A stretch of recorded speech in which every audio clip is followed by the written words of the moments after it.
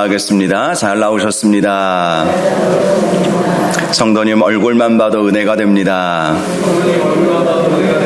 사랑하고 축복합니다. 네, 감사합니다. 오늘 사도행전 4장 32절에서 37절 말씀 함께 나누겠습니다. 은혜를 사모하는 교회와 성도의 특징, 은혜를 사모하는 교회와 성도의 특징이라는 제목으로 말씀의 은혜를 함께 나누겠습니다. 어떤 책을 보니까 이 세상에 4가지 종류의 교회가 있다, 그렇게 이야기하는 내용을 보았습니다. 첫 번째는 공동묘지 같은 교회가 있더라는 것입니다. 공동묘지 같은 교회. 이 교회는 믿음의 활동이 죽었기 때문에 사람들의 얼굴에 기쁨이 없고 또 의무감으로 교회에 오고 가는 그러한 교회를 말하는 것이지요. 공동묘지 같은 교회. 아무런 역사도 일어나지 않고 다 형식적이고 의무감만 남아있는 교회를 말하는 것입니다. 두 번째는 박물관 같은 교회가 있다고 합니다. 이 교회는 사람들이 박물관에 가면 골동품을 보면서 기뻐하는 것처럼 그때 우리가 참 좋았었다, 이 과거만 회상하는 그러한 교회가 바로 박물관과 같은 교회라는 것이죠. 과거에 우리가 이러한 놀라운 일들을 했었다, 이 옛날만 이야기하는 교회가 바로 박물관 같은 교회라는 것입니다. 셋째는 극장 같은 교회가 있습니다. 이 교회는 교회 안에 많은 사람들이 있지만 한 곳만을 주목하지요. 극장을 보면 스크린만 이렇게 사람들이 주목하지 않습니까? 목회자의 의존도가 높은 교회, 나머지는 다 구경만 하는 그러한 교회, 그런 교회가 바로 극장과 같은 교회라는 것이죠. 마지막으로는 잔치집 같은 교회가 있다고 합니다. 이 교회는 항상 기쁨으로 모이고 각자 맡은 일을 다 해나갑니다. 그래야 잔치집에 찾아온 손님들을 섬길 수 있지 않겠습니까? 웃음소리와 찬양소리가 가득한 교회, 이런 교회가 바로 잔치집 같은 교회다라는 것이죠. 여러분은 어떤 교회가 좋은 교회라고 생각하십니까? 공동묘지 같은 교회, 박물관 같은 교회, 극장과 같은 교회, 아니면 잔치집 같은 교회, 어떤 교회가 좋은 교회라고 생각하십니까? 저는 잔치집 같은 교회가 좋은 교회라고 믿습니다. 아마 여러분들도 그렇게 동의하실 것입니다. 기쁨이 있고 감사가 있고 또 찬양이 있고 노래가 있고 서로 하나가 되고 이런 교회, 이것이 바로 잔치집 같은 교회이고 우리가 그러한 교회를 만들어 나아가야 하는 것이죠. 초대교회의 모습을 보면 마치 잔치집 같다, 이런 생각을 할 수가 있습니다. 기쁨과 감격과 눈물의 기도가 있고 서로 돕고 하나 되는 그러한 모습을 우리에게 보여주지 않습니까? 바로 초대교회가 잔치집 같은 교회였다는 것이죠. 많은 환난과 핍박이 왔을지라도 그들은 기쁨을 놓치지 않았습니다. 서로 하나 되는 것을 놓치지 않았던 것이죠. 더 열심히 모이고 더 열심히 기도했던 교회가 바로 예루살렘 초대교회의 모습이었던 것입니다. 오늘 본문 32절을 보면 이렇게 말씀합니다. 믿는 무리가 한 마음과 한 뜻이 되어 모든 물건을 서로 통용하고 자기 재물을 조금이라도 자기 것이라 하는 이가 하나도 없더라. 자, 먼저 이 말씀을 보면 초대교회는 한 마음과 한 뜻이 되었다고 말씀하고 있죠. 자, 이렇게 초대교회가 한 마음과 한 뜻이 될 수 있었던 것은 그들이 교회가 무엇인지 알고 있었기 때문이었습니다. 사도 바울은 에베소서 5장 23절에 그리스도께서 교회의 머리됨과 같음이니, 이런 말씀을 했어요. 자, 교회의 머리가 누구입니까? 예수 그리스도이시라는 거예요. 그리고 우리는 그분의 몸이라는 것이죠. 그분의 몸이 우리 교회이고 교회의 머리는 예수 그리스도이시기 때문에 예수 그리스도를 바라보고 예수님께서 어떤 것을 원하시는지, 하나님의 뜻이 무엇인지 항상 거기에 초점이 맞추어져 있었기 때문에 한 마음 한 뜻이 될 수 있었던 거예요. 예수 그리스도의 마음이 성도의 마음이었던 것이죠. 각자 왜 생각들이 없었겠습니까? 그런데 예수님께서 어떤 마음을 가지고 계시는가, 하나님께서 교회를 향한 어떤 마음을 가지고 계시는가, 항상 그것을 먼저 보았기 때문에 그들은 한 마음 한 뜻이 될 수 있었던 것입니다. 에베소서 4장 16절을 보면 이런 말씀도 있습니다. 그에게서 온 몸이 각 마디를 통하여 도움을 받음으로 연결되고 결합되어 각 지체의 분량대로 역사하여 그 몸을 자라게 하며 사랑 안에서 스스로 세우느니라. 자, 말씀이 좀 복잡한 것 같지만, 자, 예수 그리스도를 머리로 삼고 있는 몸이 바로 교회 아닙니까? 그래서 머리를 중심으로 교회가 연결되고 결합이 되어 있어야 한다는 것이죠. 그럴 때 사랑 안에서 스스로 세워지게 된다. 이것이 사도 바울이 교회에 대해서 우리에게 알려준 말씀인 것입니다. 자, 당시 초대교회가 이렇게 한마음 한뜻이 될 수 있었던 것은 교회가 어떤 곳인지 알았다라는 것이죠. 예수 그리스도의 몸이 바로 교회이고 교회 모든 성도들은 예수 그리스도를 머리로 삼고 그분의 말씀에 순종하는 삶을 사는 것, 그것이 바로 교회라는 사실을 그들은 알았기 때문에 한마음 한뜻이 될 수 있었다는 것입니다. 지난 새벽 기도 시간 중에 제가 한번 말씀을 드렸는데요. 생명의 삶, 우리가 큐티 집을 가지고 새벽마다 말씀을 나누지 않습니까? 이 묵상 에세이 부분을 보니까 분당에서 사역하시는 서남 목자교회 유기성 목사님의 그 글이 나와 있더라고요. 그 글 가운데 이런 내용이 있었습니다. 어떤 목사님이 서로 하도 교인들이 막 싸우니까 왜 그렇게 싸우냐고 그렇게 물어보았다고 합니다. 그런데 한 분이 이렇게 말씀을 드렸대요. 서로 다 잘 되자고 싸우는 것 아니겠습니까? 그렇게 이야기를 하더래요. 자, 여러분은 어떻게 생각하십니까? 한편으로는 이해가 되죠. 왜 싸웁니까? 왜 자기 주장을 합니까? 잘 돼 보려고 하는 그 마음 있다는 거 누가 모르겠어요. 잘 돼 보려고, 잘 되자고 하는 것 아닙니까? 그분이 그렇게 대답을 한 거예요. 그때 이 목사님이 참 지혜롭죠. 집사님, 그러면 우리 잘 되지 맙시다. 그렇게 말씀을 드렸다고 합니다. 잘 돼 보려고 싸우는 것이 무슨 의미가 있느냐는 것이죠. 차라리 안 되는 것이 낫다. 서로 한마음 한뜻 갖는 것이 훨씬 더 낫다는 것이죠. 이 유 목사님이 분당에서 사역하기 전에 부산에서 담임 목회 사역을 하시다가 이제 분당으로 가셨는데요. 이 부산에서의 일화를 하나 이야기를 해주시더라고요. 한 집사님이 찾아와서 목사님, 제가 교회를 떠나도 좋으니 주일 예배 때 저에게 발언권 주시면 성도들에게 한 말씀 제가 하겠습니다. 그렇게 말을 하더랍니다. 목사님은 너무 착하고 순하셔서 성도들 앞에서 쓴소리 못하니까 제가 대신하겠습니다. 그렇게 이야기를 했다고 해요. 당시 교회에 어떤 문제가 있었는지는 모르겠지만 여러 가지 어려움들이 있었나 봐요. 그래서 한 집사님이 자처하고 나선 것이죠. 목사님은 말씀 못하시니까 제가 교회를 떠나는 한이 있더라도 할 말은 하고 제가 떠나겠습니다. 그렇게 이야기를 했다는 거예요. 이때 목사님이 이런 말씀을 하셨다고 합니다. 집사님, 그러면 안 됩니다. 그건 완전히 사탄에게 미혹당하는 것입니다. 그렇게 하면 집사님도 상처받고 마귀가 교회에서 춤추게 될 것입니다. 그러면서 만류를 하셨다고 해요. 결국 이 집사님은 자기 화를 못 이겨서 교회를 떠나고 마셨다고는 하지만 그 일로 인해서 교회가 더 하나 되는 그런 일이 있었다고 합니다. 사사기 말씀을 보니까 이 서로 싸우고 분열하게 하는 것을 마귀의 영, 악한 영 이렇게 표현을 하고 있어요. 마귀가 춤추게 하는 것이죠. 서로 분열하고 나누게 하고 서로 시기하고 질투하게 하는 것, 그것은 마귀가 하는 일이다. 마귀의 영, 악한 영이라고 하나님이 말씀을 하신 거예요. 하나님께서 악한 영을 보내셔서 이 아비멜렉과 세겜 사람들이 서로 다투게 하지 않습니까? 분열하게 하지 않습니까? 이 악한 영의 역사다라고 그렇게 말씀하고 있는 것입니다. 그래서 우리가 항상 사단의 미혹을 조심해야 하는 것이죠. 요한일서 3장 10절을 보니까 이러므로 하나님의 자녀들과 마귀의 자녀들이 드러나나니 무릇 의를 행하지 아니하는 자나 또는 그 형제를 사랑하지 아니하는 자는 하나님께 속하지 아니하니라. 여러분, 마귀의 자녀와 하나님의 자녀가 교회 안에 공존하고 있다는 거예요. 자, 누가 하나님의 자녀이고 누가 마귀의 자녀이겠습니까?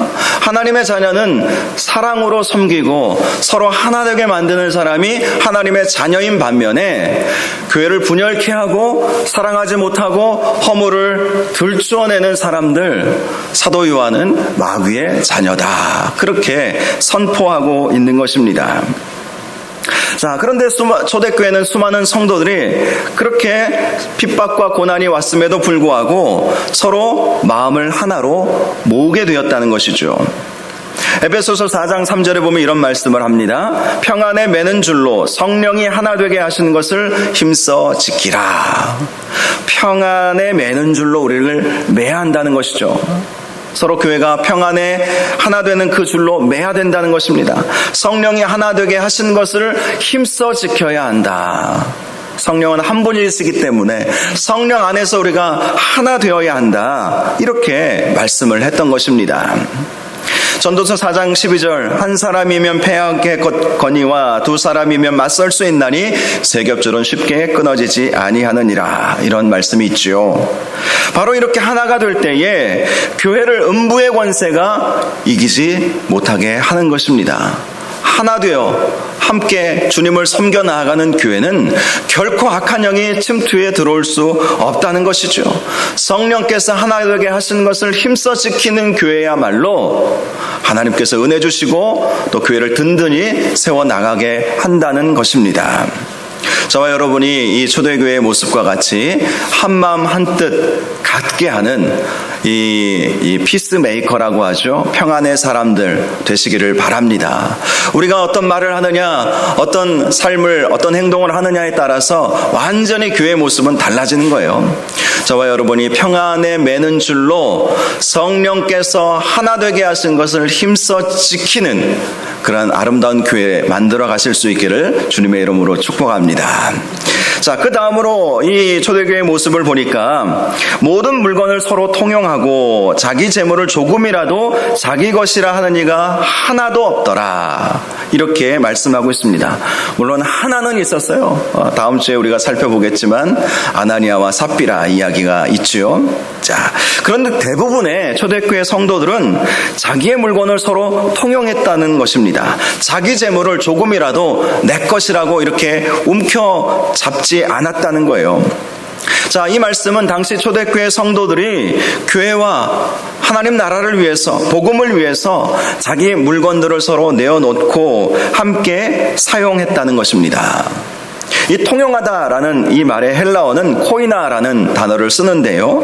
이 단어는 친교, 교류, 분배 이런 의미를 가지고 있습니다. 특별히 이 본문에서 통용이라고 하는 이 단어는 주님의 몸된 교회를 중심으로 교회가 해야 할 일들을 위해서 성도들이 자발적으로 자원하는 마음으로 자신들이 가지고 있는 것들을 마음껏 하나님 앞에 드렸다라는 것을 말씀하는 것입니다. 교회가 해야 할 일들이 많이 있지 않습니까? 복음을 전하는 일, 또 예배하는 일, 구제하고 봉사하는 일들, 참으로 해야 할 일들이 많이 있지요. 당시 초대교회에 수만 명의 성도들이 이렇게 생겨나지 않았습니까? 교회가 크면 클수록 해야 할 일들도 많이 있지 않겠습니까? 그 일들을 하도록 하기 위해서 많은 성도들이 자발적으로 자기 것이라 하지 않고 이것은 내 거야 라고 생각하지 않고 주님을 위해 드려야 되겠다. 이런 마음으로 헌신을 했다라는 것이죠. 헌물을 통해서, 헌금을 통해서 하나님 앞에 올려드리고 그것을 가지고 교회가 마땅히 해야 할 일들을 해나갔던 교회였다라는 것입니다. 자, 또 하나 33절을 보면 초대교회의 또 하나의 특징을 발견할 수가 있어요. 사도들이 큰 권능으로 주 예수의 부활을 증언하니 무리가 큰 은혜를 받았다는 사실입니다. 초대교회 성도들은요, 큰 은혜 가운데 거했다라는 것이죠. 이 은혜라고 하는 것은 사모하는 영혼에게 하나님께서 주시는 것 아니겠습니까? 은혜를 사모하게 되었던 것입니다. 그래서 성도들이 은혜를 받은 거예요. 사실 은혜 받았기 때문에 한마음 한뜻 될 수 있었던 것이고, 은혜 받았기 때문에 자기 것이라 하지 아니하고 교회와 하나님 나라를 위해서 아낌없이 헌신할 수 있었던 것 아니겠습니까? 은혜를 알았던 것입니다. 하나님께서 주신 은혜가 무엇인지 알았다라는 것입니다. 특별히 이들이 은혜 받았던 것은, 자, 사도들이 큰 권능으로 주 예수의 부활을 증언하였기 때문에, 자, 하나님의 말씀을 듣고 이들은 은혜를 받았다는 것이죠. 여러분 보통 은혜가 여러분 어떤 것이라고 생각을 하십니까? 은혜라는 말을 자주 쓰지만 은혜의 정확한 의미를 모를 때가 가끔 있지요.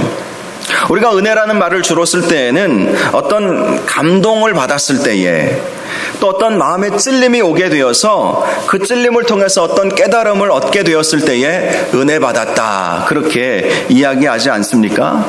물론 틀린 말은 아니에요. 그런데 은혜라고 하는 이 말씀은 더 큰 의미를 가지고 있어요. 구약 성경에 히브리어로 은혜라고 하는 이 단어를 세 가지 단어로 그렇게 구분해서 씁니다. 헨이라고 하는 히브리어, 또 라하임, 그리고 헤세드라고 하는 이 세 가지 단어를 씁니다. 헨이라고 하는 이 단어의 뜻은 하나님께서 경건한 자와 고통당하는 자에게 베푸시는 하나님의 사랑을 의미합니다. 경건한 자, 하나님을 섬기는 사람, 그리고 복음 때문에 고통당하는 사람, 믿음 때문에, 신앙 때문에 고통당하는 사람들에게 하나님께서 베푸시는 사랑, 그것이 바로 은혜라는 것입니다. 라하임은 우리가 지은 죄로부터 하나님의 죄 사함을 받게 되는 것, 즉 죄 용서함을 받게 되는 것이 은혜다, 라하임이라고 표현을 했습니다. 그리고 헤세드는 하나님의 인자하신 성품을 의미하는 것이었습니다. 하나님의 인자하신 성품 때문에, 하나님의 긍휼하심 때문에 나는 죄의 결과인 죽을 수밖에 없는 심판의 대상이었지만 하나님께서 하나님의 인자하심과 그 긍휼하심으로 우리를 구원하여 주신 것, 그것이 바로 헤세드, 은혜라는 것입니다. 신약 성경에는요, 한 단어를 주로 쓰고 있는데요, 카리스라고 하는 단어를 쓰고 있습니다. 이 말에서 카리스마가 나왔죠. 원래 이 카리스라고 하는 헬라어는 일반적으로 헬라 사람들이 자주 썼던 그런 단어였다고 해요. 카리스, 매력적인 사람을 말할 때 카리스마. 오늘날에도 카리스마가 있다. 그것은 어떤 사람들을 끄는 어떤 힘이 있는 사람, 매력적인 그런 사람들을 가리켜서 카리스마가 있는 사람이다, 그렇게 말하지 않습니까? 그런데 헬라어 성경에 보면 이 은혜를 카리스라고 그렇게 표현을 했던 것입니다. 당시 초대교회 성도들이 이 카리스라고 하는 단어를 썼던 이유는 하나님께서 우리에게 주신 그 구원의 선물이 너무나도 매력적이었던 것이기 때문이죠. 사람들을 끄는 어떤 힘이 있었기 때문에 이 단어를 썼던 것입니다. 하나님의 긍휼하심과 죄의 용서하심과 한없는 하나님의 사랑을 의미하는 단어로 이 은혜를 썼다는 것입니다. 자, 이 초대교회 성도들은 이러한 하나님의 은혜를 경험하며 살았다는 거예요. 하나님의 말씀을 통해서 그들은 하나님의 은혜를 경험하게 되었다는 것입니다. 하나님은 살아계시구나. 우리는 하나님의 은혜로 죄의 용서함을 받았구나. 하나님의 은혜로 우리는 새로운 생명을 살아갈 수 있게 되었구나. 이것을 발견하게 되었다라는 것입니다. 특별히 사도들이 예수 그리스도의 부활을 증언하였을 때 그들이 은혜를 받았다고 말씀하고 있지 않습니까? 예수 그리스도 안에 생명이 있고 예수 그리스도 안에 은혜가 있었기 때문에 예수 그리스도를 증거했을 때에 사람들이 다 은혜를 받게 되었던 것이죠. 예수 그리스도의 나심과 예수 그리스도의 공생의 사역과 또 예수 그리스도의 십자가에서 죽으신 그 사건과 또 예수 그리스도께서 부활하신 일들, 또 예수님께서 다시 오시겠다고 약속하신 그 말씀을 듣고 온 성도들은 다 은혜가 넘치는 그러한 은혜를 받는 그러한 삶을 살 수 있게 되었다라는 것이죠. 은혜가 임한 거예요. 은혜가 하나님 말씀 때문에 은혜를 받은 것입니다. 실제로 우리가 그동안 살펴본 말씀처럼 사도행전 2장 37절을 보면 오순절 성령 강림의 역사 이후에 베드로가 사람들에게 하나님의 말씀을 선포하지 않습니까? 사람들이 그 말씀을 듣고 어떤 반응을 했습니까? 그들이 이 말을 듣고 마음에 찔려 베드로와 다른 사도들에게 물어 이르되 형제들이여 우리가 어찌할꼬? 죄의 깨달음을 받게 되었던 것이죠. 은혜를 받아서 죄가 느껴진 거예요. 자신들이 했던 그 죄악들이 깨달아지게 되는 은혜가 임하게 되었던 것입니다. 여러분, 은혜 받았다라고 하는 그 표현은 내가 죄인이군요 라는 사실을 다시 한번 발견했습니다, 이런 의미 아니겠어요? 그런데 내가 죄인이라는 사실을 발견했다는 것으로 끝나는 것이 아니죠. 예수 그리스도께서 나를 대신해서 십자가 지심으로 그 죄의 문제가 해결되었음을 깨닫게 되었습니다. 나는 더 이상 죄인이 아닙니다. 하나님의 은혜로 구원받은 하나님의 자녀가 되었습니다. 이렇게 확신을 하게 된 것, 구원의 확신을 얻게 된 것이 바로 은혜 받은 것이죠. 자, 죄가 깨달아지는 은혜가 있었기에 당시 3,000명이 세례를 받는 역사가 있었던 것입니다. 또 베드로와 요한이 성전 미문에서 나면서 못 걷게 된 사람을 고쳐주고 솔로몬 행각에서 설교를 했었을 때에 비록 초대교회는 그때가 핍박의 시작이었지만 남자만 5,000명이나 예수 믿는 역사가 일어나게 되었던 것입니다.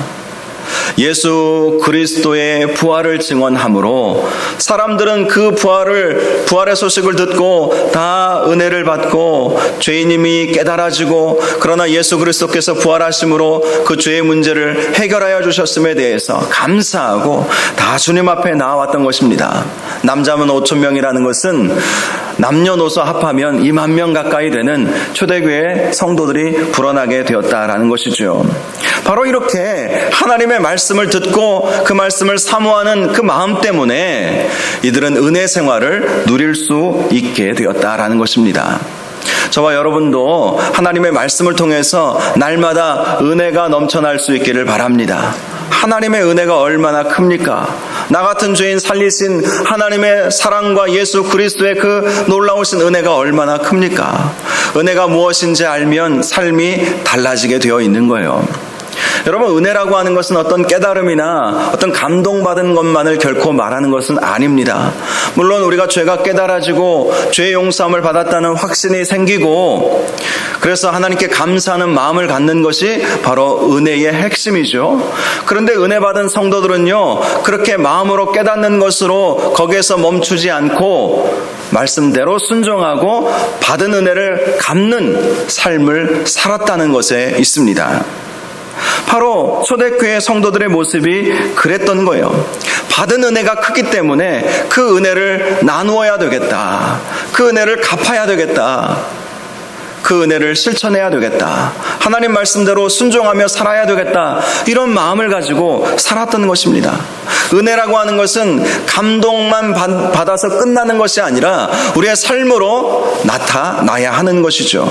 그것이 은혜 받은 성도의 특징이라는 것입니다. 그것이 바로 진정한 믿음이라는 거예요. 그래서 야고보 사도는 야고보서 2장 14절에 이렇게 말씀하지 않았습니까? 내 형제들아, 만일 사람이 믿음이 있노라 하고 행함이 없으면 무슨 유익이 있으리요? 그 믿음이 능히 자기를 구원하겠느냐? 정말 은혜 받았다면, 정말 믿게 되었다면 삶으로 증명되어야 한다는 것이죠. 삶으로 나타나지 않는데 무슨 그 사람에게 은혜가 있었으며 그 사람의 믿음이 있다고 말할 수 있겠느냐라는 것이죠. 어떤 사람이 비유이지요. 천국에 갔더니 다 입술만 있더래요. 하나님께 물어보았다고 합니다. 하나님, 몸뚱이는 다 어디 갔습니까? 그러게 입으로는 예수 믿는다고 말은 잘하는데 몸은 실천하지 않아. 그래서 입술만 와 있어.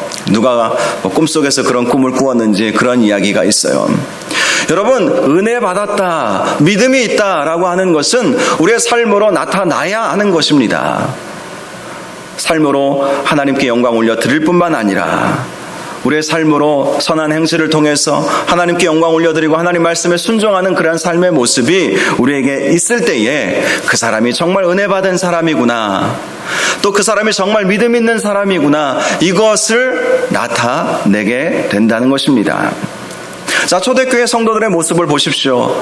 마음에 깨달음 받고 찔림 받고 또 감사하고 하나님께 영광 올려드리는 이런 모습만 있었던 것이 아니지 않습니까?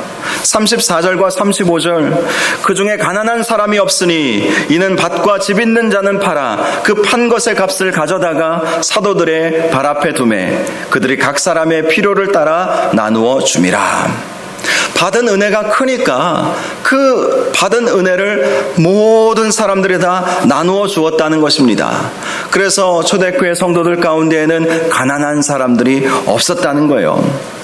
왜 그렇게 되었습니까? 이는 밭과 집 있는 자는 팔아서 그 판 것의 값을 가져다가 사도들의 발 앞에 두었기 때문이라는 것입니다.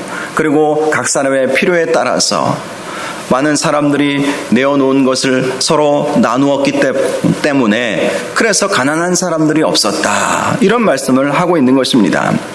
자, 여기 말씀에서 팔았다라는 것은요, 헬라어 문법으로 능동태 분사형을 쓰고 있습니다.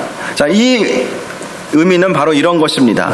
가난한 자들, 어려운 사람들이 생길 때마다 적극적으로 자신의 것을 팔아서 나누어 주었다는 거예요.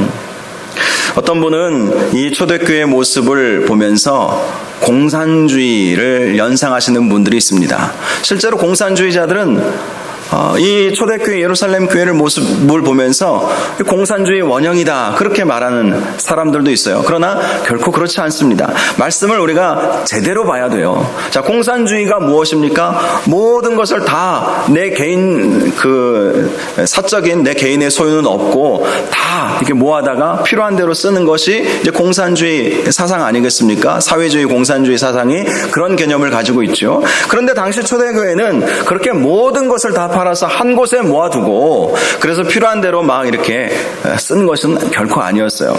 자, 이들이 팔았던 것은 밭과 집을 팔았는데 왜 팔았느냐? 교회 안에 어려운 사람들이 있을 때마다 교회 안에 힘들어하고 눈물을 흘리는 사람들이 있을 때마다 자발적으로 자신의 것을 팔아서 자신이 가지고 있는 것을 내어놓고 그들을 돕도록 해주었다. 바로 이런 의미를 가지고 있는 것이죠. 그러니 공산주의 개념과는 완전히 다른 것입니다. 그렇습니다. 이들은 가난한 사람들, 어려운 이웃들, 성도들의 아픔을 외면치 않았다는 것이죠. 그래서 어려운 사람들이 생길 때마다 자신이 가지고 있는 것을 아끼지 아니하고 교회에 내어놓고 그들을 돕도록 그렇게 했다는 사실을 볼 수가 있는 것입니다. 여러분, 이것이 바로 은혜 받은 성도들의 특징이고 은혜가 넘치는 교회의 특징이라는 거예요. 서로 받은 은혜를 감사하면서 받은 은혜를 갚아내는 것, 받은 은혜를 나누어주는 것, 바로 이것이 당시 초대교회의 모습이었다는 것입니다. 여러분, 은혜라고 하는 것은요, 마음속에 담아두는 것이 아니라 우리의 삶으로 나타나야 된다는 사실을 꼭 기억하시기 바랍니다. 하나님께서 우리의 생명을 구원하여 주셨으니 무엇을 우리가 아끼겠습니까? 나를 구원하여 주신 그 은혜가 너무나도 크지 않습니까? 그 큰 은혜를 아신다면 우리가 우리의 것을 내 것이라고 생각하지 아니하고 이때를 위함이 아닌가, 어렵고 힘든 이웃을 위해서, 교회를 위해서, 하나님 나라와 복음을 위해서 하나님께서 쓰라고 주신 것 아닌가, 이런 마음으로 아끼고자 하는 그런 마음이 없었던 거예요. 물론 아나니아와 삽비라는 그런 마음이 아니었던 것 같습니다. 그래서 다음 주에 살펴보겠지만 아나니아와 삽비라는 비극적인 최후를 맞이할 수밖에 없지 않았습니까? 하나님을 속인 것이죠. 자기가 판 것의 일부를 감춰두고 이것이 다라고 그렇게 이야기하면서 교회를 속인 것이죠. 사도들을 속인 것이죠. 하나님을 속이려고 한 것이죠. 그러나 하나님은 결코 속지 아니하시지 않았습니까? 자, 오늘 본문 가운데 보면 구체적으로 하나님께서 베풀어 주신 그 은혜에 감사하면서 은혜 충만한, 은혜를 나누는 한 사람을 우리에게 소개해 주고 있습니다. 바로 바나바이죠. 자, 36절 말씀을 보면 이렇게 말씀합니다. 구브로에서 난 레위족 사람이 있으니 그 이름은 요셉이라, 사도들이 일컬어 바나바라, 번역하면 위로의 아들이라 하니. 자, 이 바나바는 구브로 출신으로 레위 족속이라고 말씀하고 있습니다. 구브로라고 하는 곳은요, 섬입니다. 섬. 우리나라로 따지면 제주도쯤 되는 그러한 섬이라고 생각하시면 될 거예요. 자, 지중해 건너편, 이스라엘 땅에서 지중해 건너편에 한 작은 섬이 있었는데 그 섬 출신이었다는 것이죠.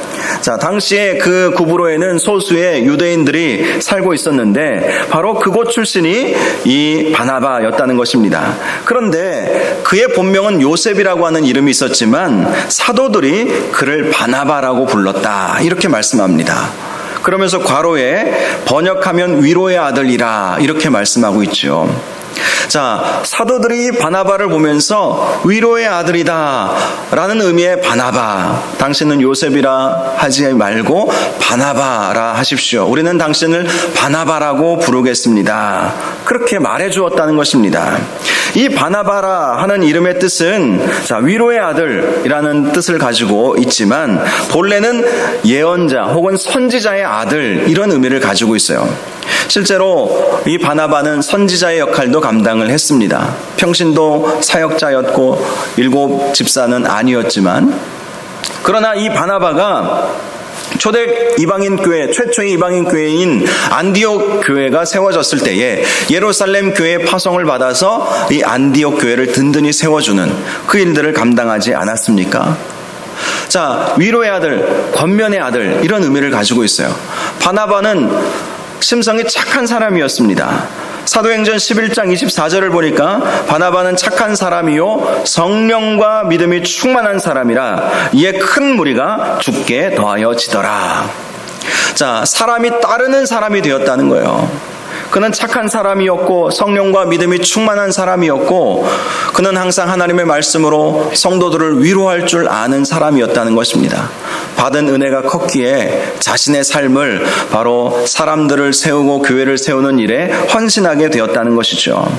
실제로 이 바나바 때문에 핍박자 사울이 복음 전도자 사울로 완전히 바뀌는 역사가 있게 되지 않았습니까? 바나바가 이 사울을 바울되게 했다는 것입니다.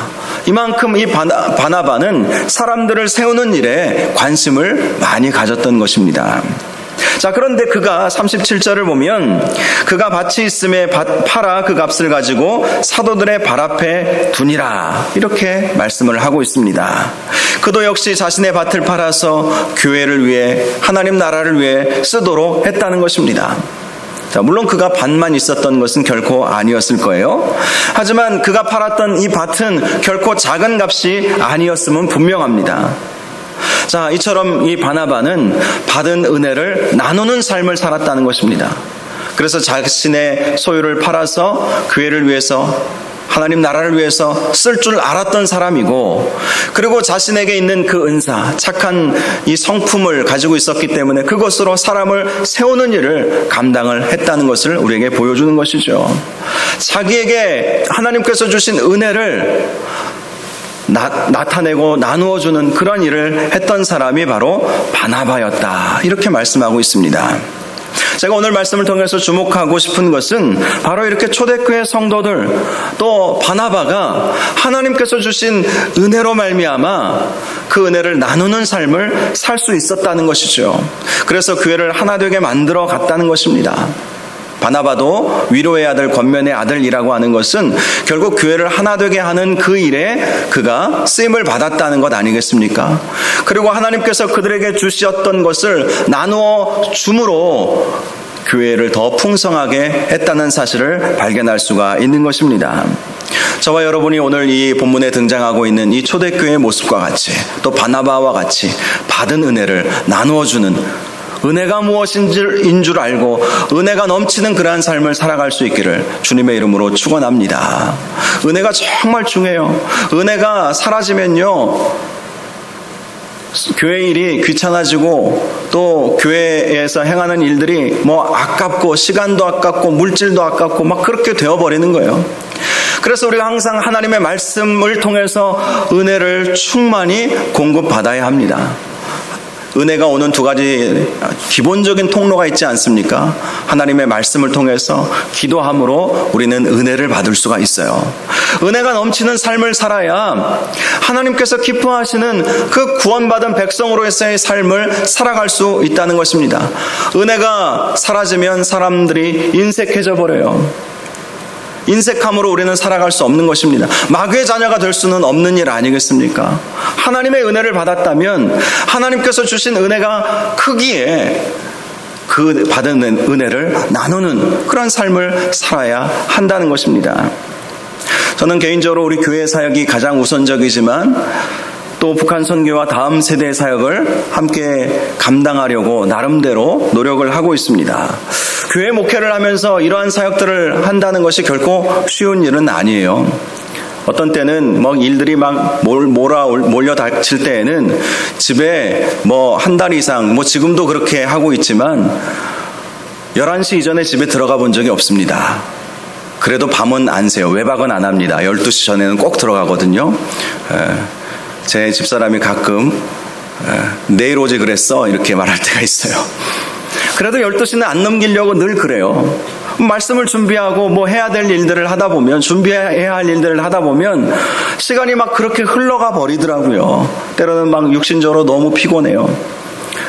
북한 선교 사역을 제가 나름대로 섬겨보겠다고 그렇게 결단을 하게 된 것도 하나님께서 저에게 주신 은혜 때문이에요.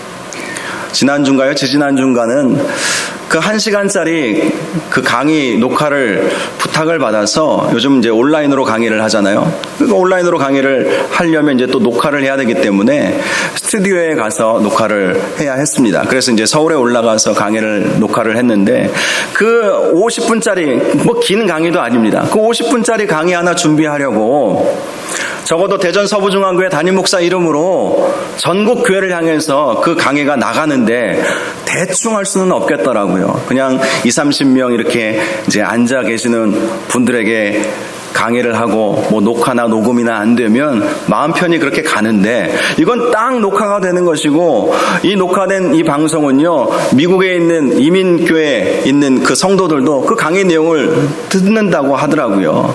전국적으로 전 세계적으로 신청을 받아서 이 북한 선교 사역을 이제 훈련하는 이 프로그램들을 진행을 하고 있는데요. 그 50분짜리 강의 하나 준비하려고 거의 한 달은 제가 준비한 것 같아요. 그 제대로 준비해야 되겠더라고요. 대충 그냥 제가 아는 거 얘기하고 은혜 나누고 기도하고 그렇게 올 수 있는 상황은 아니겠다 싶어가지고 그거 준비하는데 너무 힘들더라고요. 그리고 서울을 한번 왔다 갔다 하는데 그것도 육신적으로 굉장히 피곤한 일이죠. 그럼에도 불구하고 하나님께서 저에게 주신 은혜가 있기 때문에 기쁨으로 감당을 하게 되었던 거예요. 아시는 분들은 아시는지 모르겠지만 지난 학기에 대전신학교에 학장님이 한 학기 정도 좀 강의를 좀 해줘봐라 그렇게 말씀을 하시더라고요. 그래서 열심히 이제 강의를 준비해서 했습니다. 원래 몇 년 전부터 저보고 박사 출신이 신학교, 우리 교단 신학교도 안 섬긴다고 은근히 눈치를 주셔가지고 제가 이리 빼고 저리 빼고 막 하다가 뭐 코로나 상황 속에서 목사님 뭐 특별하게 바쁘지 않으면 좀 해달라고 부탁을 해서 한 학기를 제가 섬겼습니다. 다음 학기는 하게 될지 안 하게 될지 지금 기도 중이에요. 너무 힘들어요. 너무. 이 100분짜리 강의를 12번을 준비해서 가야 되니까 선교학을 제가 이제 강의를 하게 되었는데, 이 선교학 제 전공 분야이기는 하지만 그 100분짜리 12개 1200분이죠. 1200분 강의를 준비하려고 얼마나 힘들었는지 몰라요. 그런데 그렇게 준비하면서 어떤 분은 목사님 강사료도 받고 좋죠. 강사료가 없어요. 강사료가 없어요.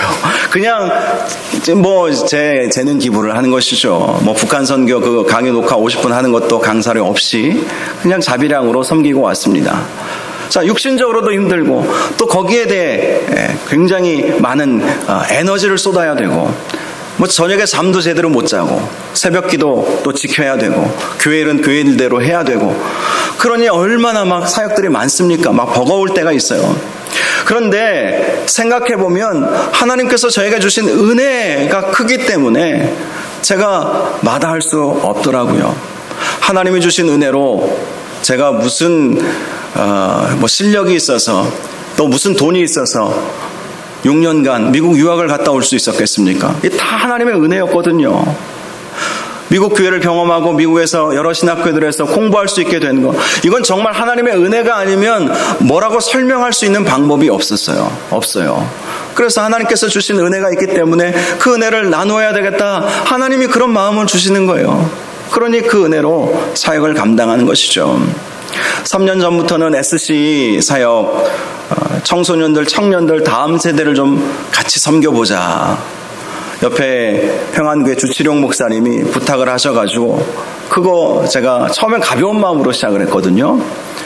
그냥 이름만 좀 걸치고, 노예일이 다 그렇지 뭐, 그냥 가볍게 생각하고, 그래요, 목사님 저도 같이 섬겨 드릴게요. 했는데, 웬 일들이 그렇게 많은지, 또 모임은 왜 그렇게 많은지, 해야 할 일들은 또 왜 그렇게 많은지, 수련회 2박 3일 또 작년하고 올해는 원데이 수련회밖에 못했지만 그 짧은 수련회 기간이지만 그거 준비하기 위해서 같이 모여서 머리를 맞대고 또 어떤 목사님을 강사로 초빙해야 될지 서로 각자 또 처소에 돌아가서 여러 목사님들 강의 한 번씩 들어보고 유튜브에 올라와 있는 거 들어보고 그래서 선별해서 이번에는 이 목사님 모시면 좋겠다. 이번에는 이 목사님으로 합시다. 이렇게 논의하고 이런 과정들이 결코 쉽지 않더라고요. 그래도 하나님께서 주신 은혜가 있기 때문에 그 은혜로 감당을 했던 거예요. 우리 아이들 생각하니까 청소년들 세워야 되겠더라고요. 우리 교회 청년들 생각하니까 청년들 세워야 되겠더라고요. 코로나 상황 속에서 지금 교육부서가 완전히 무너져 버리지 않았습니까? 우리 교회뿐만 아니라 지금 한국 교회가 난리예요. 다음 세대가 무너져 버려서 얼마나 지금 눈물의 기도가 필요한지 모르겠습니다. 그런데 하나님께서 주신 은혜가 있기 때문에 아무리 힘들어도 이 일들을 해야 되겠다. 하나님이 그런 마음을 주시는 거예요. 제가 제 개인적인 얘기를 해서 죄송합니다만은 정말 하나님의 은혜가 없이는 감당할 수 없는 일들이 얼마나 많이 있는지 모릅니다. 사랑하는 여러분, 하나님께서 저와 여러분들에게 은혜 주시지 않았습니까? 그것이 작아 보입니까? 결코 그렇지 않습니다. 하나님께서 주신 은혜가 너무나도 커요.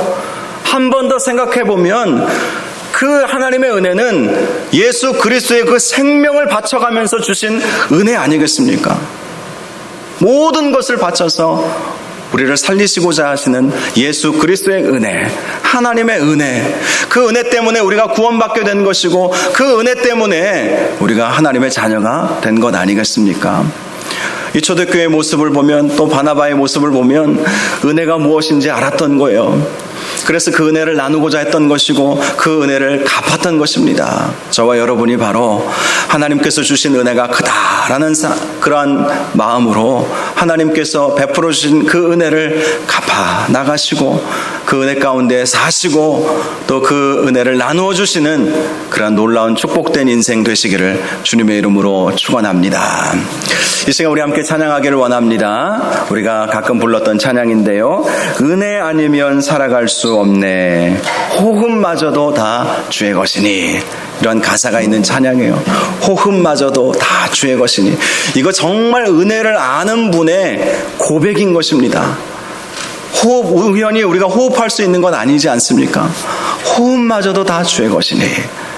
모든 것이 다 주님의 은혜임을 믿고 이 찬양 함께 부르도록 하겠습니다.